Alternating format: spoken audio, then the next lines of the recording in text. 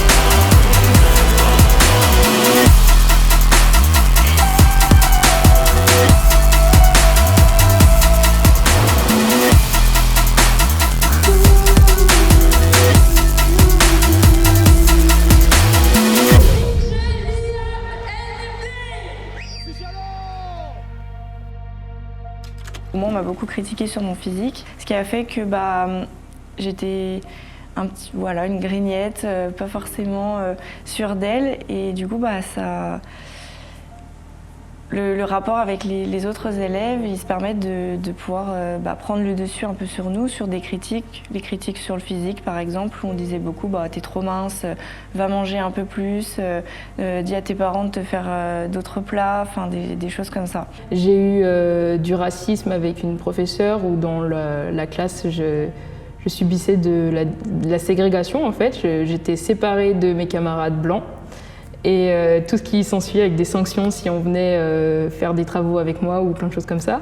Ça arrive que quand on joue par exemple à l'extérieur, il y ait des confrontations entre supporters-joueurs, c'est-à-dire que certaines personnes se sentent pousser des ailes, on va dire, chez les supporters et qui ne contrôlent pas leurs émotions. Et du coup, ça amène des conflits, dans le sens où y a peut-être des mots racistes qui vont sortir, par exemple. Et ce genre de choses, n'a pas sa place n'importe où, on va dire, dans ce monde.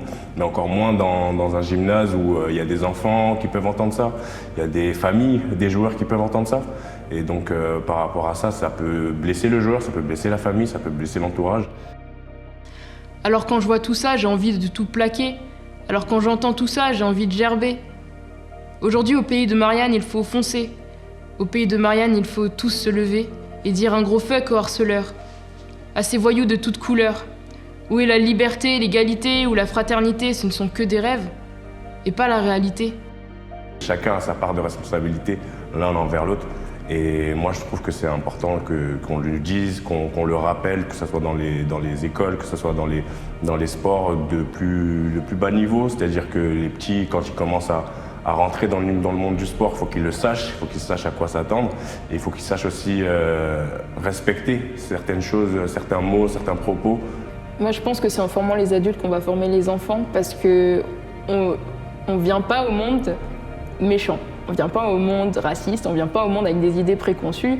Quand on est enfant, on est très innocent et c'est ce qui nous sauve de plein de choses. Et très souvent, je sais qu'une de mes premières expériences avec l'hostilité à mon égard, du fait que je n'étais pas venue, que je suis venue en France, quoi. C'était une petite fille qui me l'avait dit, mais elle m'avait dit des termes d'adulte en fait. C'était ce qu'elle avait entendu chez elle avec ses parents et elle répétait. Et ça vient pas de l'enfant en fait. Et je m'adresserai à toi qui a pu causer ou engendrer une situation d'irrespect envers une personne plus jeune ou plus âgée. Ne fais pas ce que t'aimerais pas qu'on te fasse. Voilà, je pense que t'aimerais pas qu'on te parle mal pour une situation. Il faut toujours prendre le recul de se dire bon bah ça vaut pas le coup d'insulter ou d'en arriver là en fait.